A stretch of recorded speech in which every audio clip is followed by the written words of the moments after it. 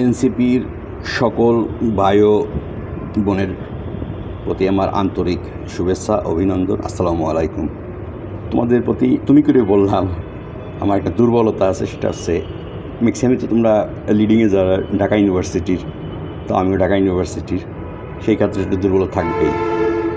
আর আমি জহুরুল হল আর অমর 21 হলে থেকেছি, তো নিশ্চয়ই এই দুই হলের যে কোনো হলে যে বা যারা আসো তাদের সম্বন্ধে হয়তো আমি ব্রিটিং হয়তো জানি। আর ঢাকা ইউনিভার্সিটির 4টা মেইন পয়েন্ট হচ্ছে, এদিকে নীলক্ষেত, ওদিকে হচ্ছে শাহবাগ, পলাশী আর চাংখারপুল, আনন্দবাজার আর ঢাকা ইউনিভার্সিটি ক্যাম্পাস। তো এই সব পয়েন্টগুলো সহ ঢাকা ইউনিভার্সিটি ক্যাম্পাসে আমার গুরু আছেন প্রতিটা জায়গায়। মানে ওই শাহবাগ টাবাগ বা ঢাকা ইউনিভার্সিটি ক্যাম্পাস ধরে আমার বেশ কিছু গুরু আছেন। আমার বয়স 45, আমার ছেলে এসএসসি অর্থাৎ ওলেভেল পাশ করলো, বাট আমার গুরুগুলো বাংলাদেশ, পৃথিবীর সহ যে কোনো গুরুর সামনে সেভাবে আমি মাথা নত করেই থাকি। কখনো বলতে পারবে না যে সুজন একটা বেয়াদব। যে আমার গুরুগুলো ক্যাম্পাসে দু একজন আছে, যাই হোক, নিয়ে তোমাদের সঙ্গে আমি কথা বলতে চেয়েছিলাম প্রথম, কারণ আমি তো কেউ না, আমার আইডেন্টিটি নাই। জিল্লুর রহমান ভাই তৃতীয় মাত্রার, কারণ তার মাধ্যমে কেন, কারণ আমি যখন দেখলাম যে তাদের ভাইয়ের সঙ্গে তোমাদের যোগাযোগ হয় বা আছে, তখন ভাইকে আমি অনুরোধ করেছিলাম। তো হয়তো ভাই ব্যস্ততার কারণে পারে নাই, বেরো বলে হয়তো বা হয়নি। পরে আমি একদিন নিজের দায়িত্বে আমি একদিন রাত্রে গেছি, সন্ধ্যায় গেছি তোমাদের, যখন ওই বাংলা মোটরের ওখানে অফিসটা ছিল, ওই কী রূপায়ণ, আমি কাউকে পাইনি বিধায় আমি কথা বলতে পারিনি। আর পরবর্তীতে দল টল অনেক কিছু অনেক চলে আসছে, আমি প্রথম দিকের কথা বলতেছি। তো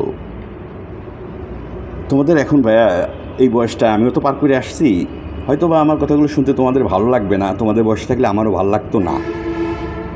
কেন লাগতো না? কারণ মেন্টালিটি এবং বয়স এবং অভিজ্ঞতা এক না। বয়স ও অভিজ্ঞতা এক না। আমার বয়সে আমার যে অভিজ্ঞতা তোমাদের তা নাই, আবার তোমাদের বয়সে স্থানকাল পাত্রভেদে তোমাদের যে অভিজ্ঞতা আমার তা নাই। এটাই স্বাভাবিক। আর এইভাবেই আমাদের ইকোসিস্টেমটা, সোসাইটিটা এইভাবে চলে। তোমাদের মধ্য থেকে কেউ যদি আগামীতে নির্বাচন যদি করতে চাও ইনশাল্লাহ, তাহলে সেভাবে নিজেকে প্রস্তুত করবা। আইন যা আছে আমাদের এক্সিস্টিং, যদি কারোর প্রয়োজন মনে করো, আমি বাসায় থাকি, আমি মোহাম্মদপুর বাসা, আশাটার পাশে 22 গিলজি রোড, যে কোনো সময় আসো ভাই হিসেবে, বোন হিসেবে। আমি চেষ্টা করব তোমাদেরকে টু দ্য পয়েন্টে কাগজপত্র রেডি করে এবং দেখাতে যে না, এই ছেলেটা বাংলাদেশের আইন অনুযায়ী সব কিছু পূরণ করছে, সব ফিল আপ করছে। যদি নির্বাচন তোমরা করতে চাও আগামী নির্বাচনে, তাহলে আমি অবশ্যই আমার শেষে দায়িত্বে এই কাজগুলো আমি তোমাদের করে দিতে পারি।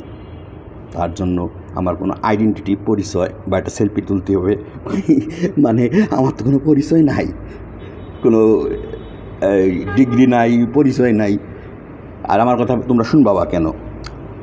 তারপর আমি বলতেছি, কারণ আমি নিজের কাছে ক্লিয়ার থাকছি যে না, আমি তো আমার ভাইদের বলেছিলাম, হয়তো বা ভাইরা বুঝতে পারিনি বা এনিওয়ে।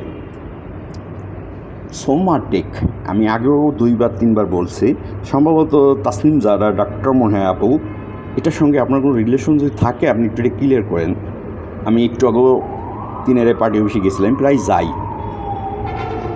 তা সোমাটেক ফার্মাসিউটিক্যালের বাংলাদেশও পৃথিবীতে কয়টা ব্রাঞ্চ আছে এটাও আপনি অনলাইনে দেখতে পারবেন। এবং অপোজিটে যে দোকানদার, তাকে আমি জিজ্ঞেস করলাম যে ভাই এটা তো বিক্রয় পথ, মানে কখন খোলা থাকে, আমি ওষুধ কিনতে আসবো। তো তো হচ্ছে ভাই হাসিতে বলতেছে, ভাই কী যে বলেন, আমি কে ভাই, এটা তো সাইনবোর্ড লেখা সোমাটেক ফার্মাসিউটিক্যাল বিক্রয় বিতরণ বিভাগ। তা আপনি আসলেন, বোঝেন না? আমি বুঝলাম না কখন খোলা থাকে, ভাই বুঝলেন না? এটা খোলা থাকে না ভাই। ও আচ্ছা, খোলা থাকে না। তো যাই হোক, নিয়ে সামনে কিছু ছেলেগুলো বসা ছিল, সেটা আমি প্রসঙ্গে পরে আসি। তো সোমাটেকের সঙ্গে অনলাইনে সার্চ দিলে সম্ভবত তাসনিম যারা আপা, আপনার নাম বা আপনার কিছু ছবি বা যাই হোক আপনার ওনারশিপ মনে আমি দেখেছিলাম আরও মাসখানিক আগে, এখন আছে কিনা ইন রিসেন্ট আজকে আমি জানি না, বাট তারপর আপনি একটু দেখবেন কাইন্ডলি। এটা হচ্ছে ধানমন্ডি 3 পার্টি অফিস। আর কাউকে সম্মান দিলে ভাইয়া সম্মান পাওয়া যায়, সম্মান না দিলে সম্মান পাওয়া যায় না। নো দ্যাটস নিজেকে আগে জানো। Bangladesh arm forces not only department, যে কোনো ডিপার্টমেন্টকে নেগেটিভ কিছু বলার আগে সেই রিলেটেড কোনো আইন কানুন আছে কি না এটা আমাদের জানা উচিত। কারণ কেন আমাদের জানা উচিত? আমরা ঢাকা ইউনিভার্সিটি থেকে পড়েছি, বাংলাদেশের সবচেয়ে বড় বিশ্ববিদ্যালয়, প্রাচ্যের অক্সফোর্ড বলা হতো। ওয়ান্স আপন এ টাইমে ওয়ার্ল্ড র্যাঙ্কিংয়েও ছিল 100-র ভিতরে। এখন 1,000,000,000 র্যাঙ্কিংয়েও ঢাকা ইউনিভার্সিটি নেই। কেন নেই? আমাদের ব্যর্থতার কারণে। আবার ইনশাল্লাহ হয়তো আমরা সেটা গড়ে তুলব আগামী নির্বাচনে। আমার কেন জানি মনে হয় তোমরা অনেক ভালো কিছু একটা করতে পারো এই বাংলাদেশের 20 কোটি জনগণের জন্য, এবং নিজেদেরকে, সমাজকে, দেশকে দেওয়ার জন্য। যারা নির্বাচন করবা, ইন দ্য মিন টাইম তোমরা ভলেন্টিয়ারশিপ করে যে তোমরা দায়িত্ব নিয়ে যে না আমরা এনসিপি দায়িত্ব নিচ্ছি ফ্রি অ্যান্ড ফেয়ার ইলেকশনের, আন্তর্জাতিক সম্প্রদায় তোমাদের সর্বাত্মকভাবে সহযোগিতা করবে, যত রকম কিছু আছে ইনশাল্লাহ। তাহলে আমার কেন জানি মনে হয় আমি এই ব্যাপারেও তোমাদের আমি কায়িক শ্রম দিতে পারবো বা তোমাদের সহযোগিতা আমি করতে পারবো। তো এই কথাগুলো বলার জন্য আর কি। আর আমার কথাগুলো তোমাদের কানে পৌঁছাবে কি না, তোমাদের কারোর কোনো নাম্বার, কন্ট্যাক্ট কোনো কিছু নাই। আর আমি অনলাইন ফেসবুক ইউজও করি না। তো আমার ভয়েসটা কেউ শুনে থাকেন, কারোর সাথে এনসিপি থাকে পরিচয়, যদি তাদের কাউকে একটু জানান আমি উপকৃত হব।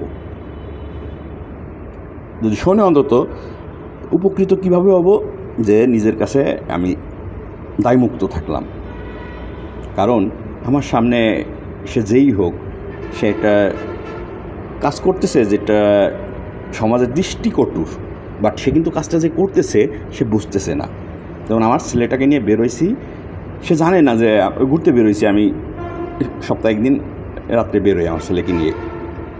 তো আমি ধানমন্ডিতে যাবো, হ্যাঁ ঠিক আছে, আমি পার্টি অফিসে যাই, প্রতি সপ্তাহে একদিন হলেও যাই। প্রিয়াঙ্গনের সামনে গাড়ি পার্ক করে দাঁড়াই একটু, আবার চলে আসি। তো ওখানে কিন্তু সার্বক্ষণিক পুলিশ পাহারা বা পুলিশ দায়িত্বে আছে। তো আমি ঢাকা মেট্রোপলিটন পুলিশের প্রতি অনুরোধ জানাবো, যে ছেলেগুলো ওখানে আছে আমাদের তারা ভাই, সে বিএনপির হোক, আওয়ামী লীগের হোক, ছাত্র হোক, যাই হোক, সোশ্যাল রেসপন্সিবিলিটির জন্য রাত 1টার সময় মোটরসাইকেল 3-4টা নিয়ে সোমাটেক ফার্মাসিউটিক্যাল প্রেজেন্ট পাস্ট ঐতিহ্যবাহী বাংলাদেশ আওয়ামী লীগের সভাপতির কার্যালয়ের সামনে পাহারা দেওয়ার প্রয়োজন এখন কি আছে? নাই। ঢাকা মেট্রোপলিটন পুলিশের প্রতি আমার অনুরোধ, যেহেতু আপনাদের ওখানে ফোর্স দেওয়া আছে 24 ঘন্টায়, কালকে থেকে আশা করি এই জিনিসটা আমি কালকেও 12টা ঠিক রাত 12টার সময় যে আবার দেখব। যদি থাকে তারা, তাহলে আমি ডিএমপির কমিশনার যে আপনাকে আমি সরাসরি তখন জিজ্ঞেস করব যে আমি রাইট, নাগরিক দায়িত্ব থেকে কি রাইট, নাকি আমি ভুল করেছি বা আমি ভুল বলতেছি। কারণ আপনাদের সক্ষমতা আপনাদেরকেই তৈরি করতে হবে। আর বাংলাদেশ সেনাবাহিনী, arm forces department too much sensitive প্রতিটা দেশের। আয়নাঘর প্রসঙ্গ কি আমি জানি না, তবে আমি একটু জানছি মানুষ মুখে পৃথিবীর সব দেশেই এরকম সেল থাকে। সো আমি আর নেগেটিভ পজিটিভ ইস্যুতে আমি গেলাম না। কারণ আমার রান্নাঘরে বটি আছে, ছুরি আছে, আমি সেটি তরকারি কাটবো না মাছ কাটবো না মানুষ কাটবো, তিনটাই কাটা যাচ্ছে। আমি কোনটা কাটবো ডিপেন্ডস অন মি। তো সেনাপ্রধানের প্রতি আমি অনুরোধ জানাবো, গতকাল বা পরশুদিন যে ব্রিফটা দিয়েছেন যে এনসিপি ছোটো ভাইরা বলছে বা ওরা ছেলের বয়সী বোঝে নাই। আপনার মনে হয়, যেহেতু আমি আগেও একদিন বলেছি আপনাদের গত 2টা নির্বাচনে চরিত্র স্খলন হয়েছে, আপনাদের প্রতি জনগণের আস্থার ঘাটতি ঘটেছে, আপনারা সেই ঘাটতি পূরণ করেন, আপনাদের সেই ব্যক্তিত্ব ফিরিয়ে আনুন এবং এনসিপি সহ সকলকে আমি অনুরোধ করতেছি, কোনো ডিপার্টমেন্ট সম্পর্কে স্বনির্বন্ধ অনুরোধ জানাচ্ছি, দয়া করে আর আমরা কেউ যেন নেগেটিভ মন্তব্য না করি। এবং আর্ম ফোর্সেস ডিপার্টমেন্টকে বলতেছি, আপনারাও এমন কোনো কিছু না করেন আচরণ যাতে সাধারণ জনগণ সেটা বলতে বাধ্য হয়। বাট জনগণ যদি সেটা বলেও ফেলে, আপনাদের অবশ্যই একটা ম্যানুয়াল আছে, রুলস অ্যান্ড রেগুলেশন আছে, আপনারা সেটা টু দ্য পয়েন্টে ফলো করবেন, ইয়েস,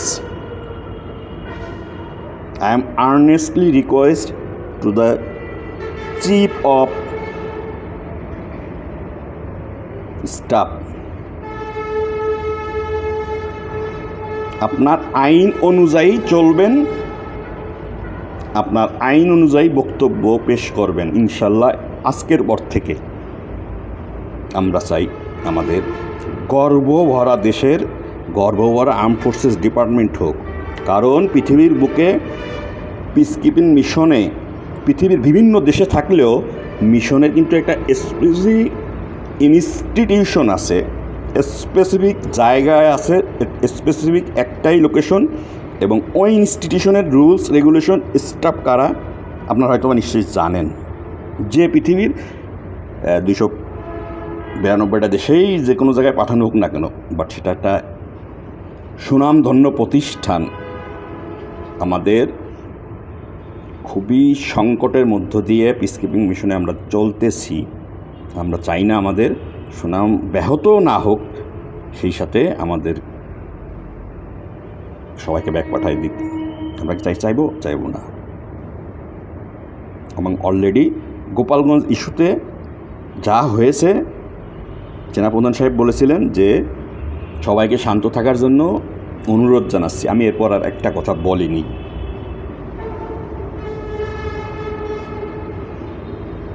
এনসিপির ভাই বোন, এখন কেরিয়ার গড়ার সময়। টিট ফর ট্যাট, নির্বাচন কমিশন বড়, যে সরকারে যেবার যারাই আছে, আমি যেভাবেই আসি, নকল করে আসছি, ঘুষ দিয়ে আসছি, আসার পরে আমি যাহা করব তাহা কিন্তু পরবর্তীতে আমার ভোগ করতে হবে। এই পৃথিবীতে আসা মানেই প্রস্থানের দিন শুরু হওয়া। তাই আমি আল্লাহকে বলি, আল্লাহ কেন পৃথিবীতে পাঠাইলে? না পাঠানোই ভালো ছিল। কেন পাঠাইলে? আমি আল্লাহকে মন থেকে বলি, আল্লাহ কেন এই পৃথিবীতে পাঠাইলে? তো আমার অনেক কিছু তোমাদের নিয়ে বলার ছিল, অল্পতে আমি বললাম। আর আমার বলার কোনো স্ক্রিপ্ট প্রিপারেশন, আমি একজন সাধারণ মানুষ, সাধারণ জনগণ, এইভাবেই দোয়া করে আমার জন্য যেন টিল মাই লাস্ট ব্রেথ আমি হাসতে হাসতে সম্মানের সাথে ভালোবাসার সাথে চলে যেতে পারি। ধন্যবাদ সবাই।